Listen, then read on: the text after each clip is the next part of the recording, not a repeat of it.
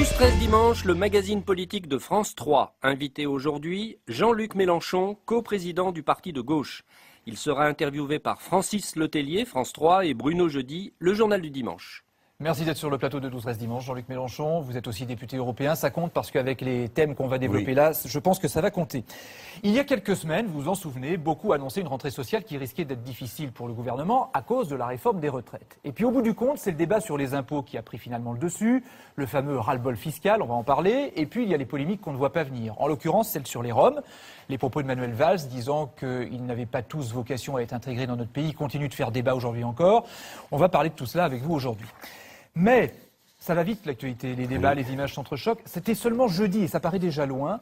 C'est notre image de la semaine. François Hollande à Florange, au milieu des salariés d'ArcelorMittal. Le président de la République est allé annoncer la mise en place d'une plateforme de recherche pour l'avenir de la sidérurgie. Surtout, François Hollande avait promis de revenir à Florange. Il tient sa promesse. Bon point pour François Hollande ? Le mépris qui entoure la classe ouvrière dans ce pays est phénoménal. Mais c'est pourquoi je vais commencer par vous dire une chose. Je veux dédier notre entretien aux 7 ouvriers qui sont en grève aujourd'hui de la faim à Poissy. Ce sont les employés de PSA qui sont victimes de discrimination syndicale dans une indifférence absolument totale. Alors là, c'est un peu de même nature. C'est d'un cynisme incroyable. Florange, le problème qui était posé, c'était un problème, et qui est posé encore, à la France. Est-ce que nous allons avoir la capacité de répondre aux besoins sidérurgiques du pays, pour faire bref ? Voilà, c'est ça le problème posé. Et alors, les ouvriers, les contremaîtres, les architectes, les ingénieurs sont fiers de participer à quelque chose qui intéresse tout le pays. On leur annonce qu'on ferme les hauts fourneaux. Là, on va donc couler le métal. Non mais attendez, c'est ça le sujet. Tchouf, tchouf, tchouf, tchouf, tchouf, tchouf, tchouf. Monsieur Mittal ferme, prend l'argent public en Belgique ou en France, nous tient tous à la gorge. Un ministre dit il faut nationaliser. Nous sommes tous d'accord. Il n'était pas là d'ailleurs à Florange. C'est un couac de la part du gouvernement. C'est un couac de la part du gouvernement de ne pas l'avoir invité. C'est d'un cynisme total. C'est une opération de communication qui joue sur les nerfs des gens. Et comme les ouvriers, les fondeurs sont braves, ils ont un grand cœur, alors ils disent c'est bien. Oui, mais c'est plus que ça, Jean-Luc Mélenchon. Regardez cette image d'Édouard Martin, le leader syndical CFDT qu'on a beaucoup entendu ces dernières semaines. Il s'est dit rassuré par cette visite, il a bien accueilli François Hollande. Il y a eu un bon accueil. Ah bon ? Oui, mais par exemple, où est le leader de la CGT ? Où est celui de FO ? Vous les choisissez, vos ouvriers. Vous non, mais ça, ce sont les images de la visite. Oui, c'est ça. Ce sont les images, c'est pas vous. Mais en attendant, où est le représentant de la CGT ? Où est celui de FO ? Il y a 3 syndicats là-bas. Mais je veux m'arrêter sur le cynisme, parce que il y en a marre de la vie politique organisée de cette manière. Le problème, c'est la sidérurgie, les emplois de ceux qui s'y trouvent, et on y répond par une espèce d'enfumage, de fumigène. Il va ouvrir un centre de recherche sur l'acier. Alors on va transformer les fondeurs en chercheurs. C'est ça le projet ? C'est une fumisterie. Et j'ajoute que de la part de François Hollande, c'est d'autant plus insupportable qu'il a laissé pendant ce temps-là, il a laissé l'entreprise Alcatel-Lucent déposer 27 000 brevets en gage chez Goldman Sachs. Et ce même homme vient à Florange dire ce qui compte, c'est les brevets. Je pense qu'il est allé se moquer du monde à domicile. C'est insupportable. Les Roms, donc on va en parler. Indésirables en Roumanie et en Bulgarie, rejetés en France, un dossier que Paris et Bruxelles, autrement dit la France et l'Europe, se rejettent. 17 000 Roms d'origine étrangère vivent en France depuis plus de 5 ans. C'est 10 fois moins. Une invasion, vous vous rendez compte ? C'est 10 fois moins qu'en Espagne et qu'en Italie. Mais pourquoi c'est un problème chez nous ? Parce que vous avez...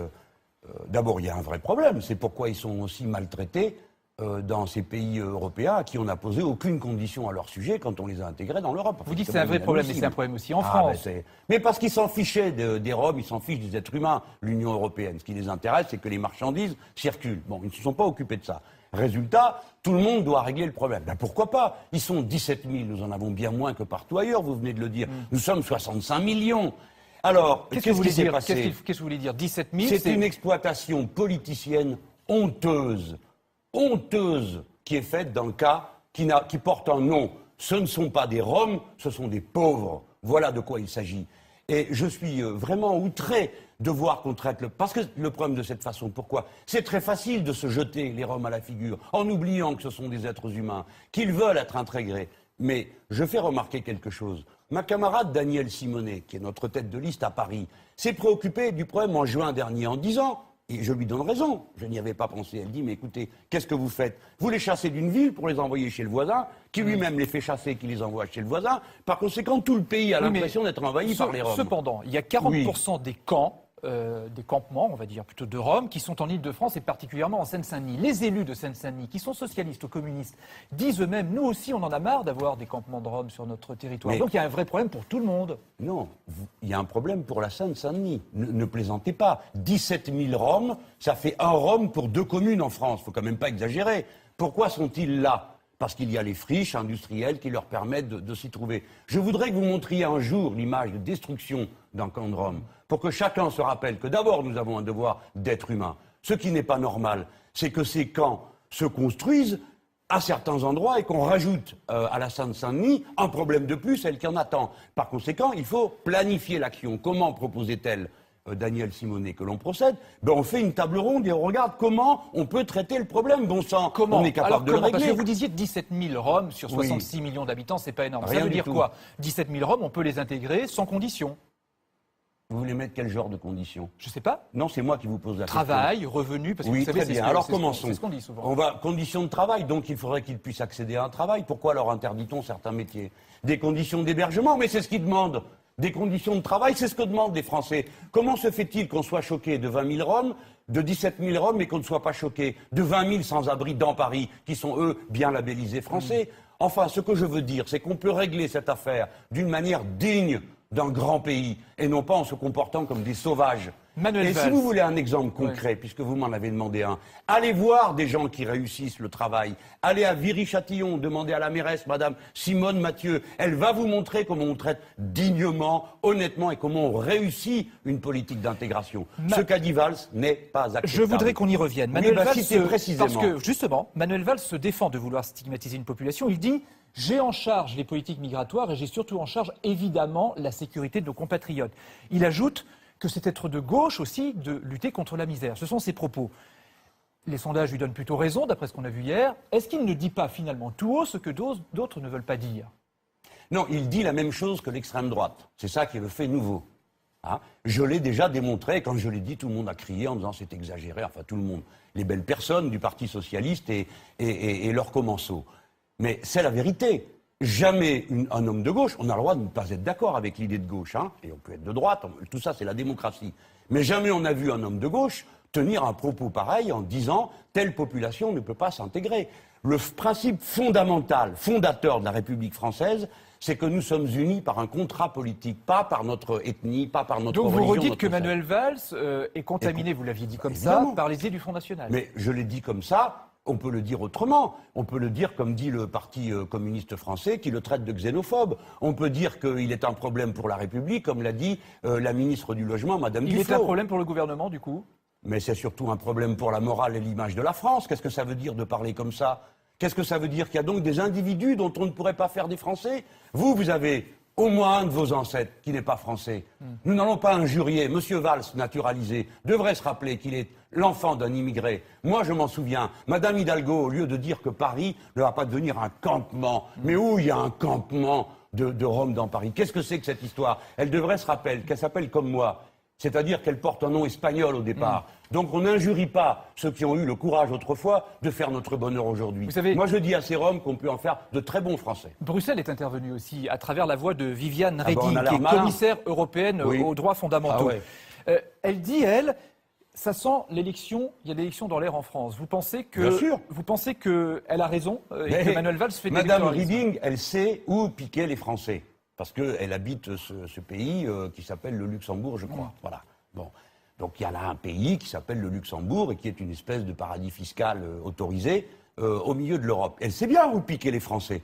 Donc elle sait que tout ça, c'est de la propagande électorale. Si vous voulez que je vous invente d'autres cas, on pourrait dire combien il y a de Chinois en France et faire un scandale avec ça. C'est une honte parce que pendant qu'on parle de ça, et l'extrême droite, M. Valéran de Saint-Just en particulier, qui fait le malin à Paris, une seconde. Justement. Pendant qu'on parle des Roms, on ne va pas parler du vrai sujet à Paris, c'est comment ça se fait que le logement coûte si cher, que ça soit si dur d'en acheter un et de payer un loyer. Vous parlez de Valéran de Saint-Just, qui mène effectivement la campagne du Front National à Paris, et qui a été celui qui a aussi lancé le débat sur les Roms il y a quelques semaines. Ben justement, il voudrait vous interpeller avec une question précise. Ah bon? Voilà, vous allez l'écouter. Quelle coïncidence!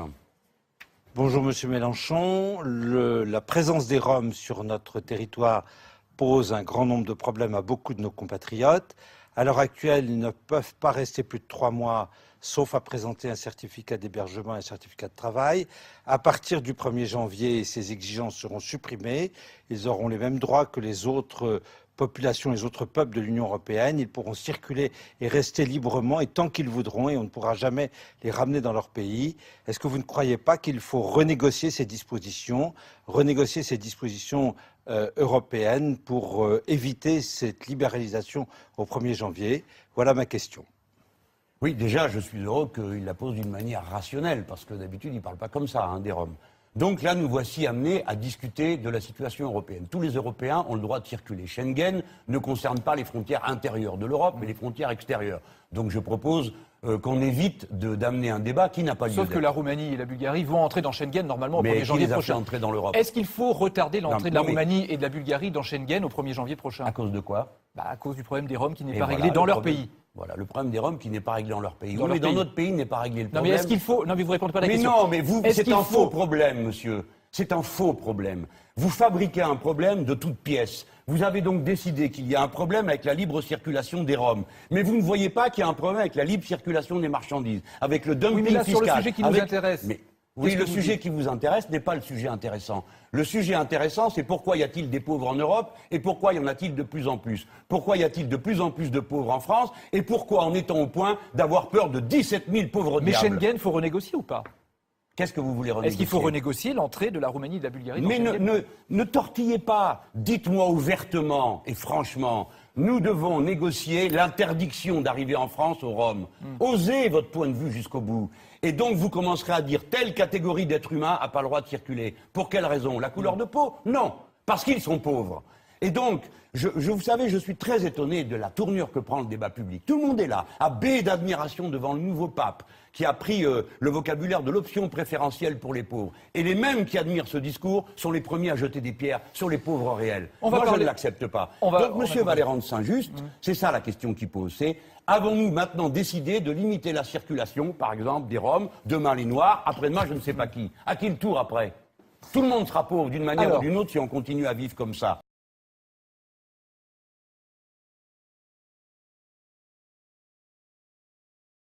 Ne sera pas comme prévu à 3% du PIB fin 2013, faute de croissance. Ah oui, mais il ajoute qu'on sera à zéro déficit en 2017. Je trouve ça merveilleux de se planter sur 2013 et d'être capable de nous promettre la Lune pour 2017. Il est urgent de mettre fin à ce canular de la Autopsie d'un désastre, notre titre, mes confrères par exemple du Parisien aujourd'hui en France. La presse est terrible.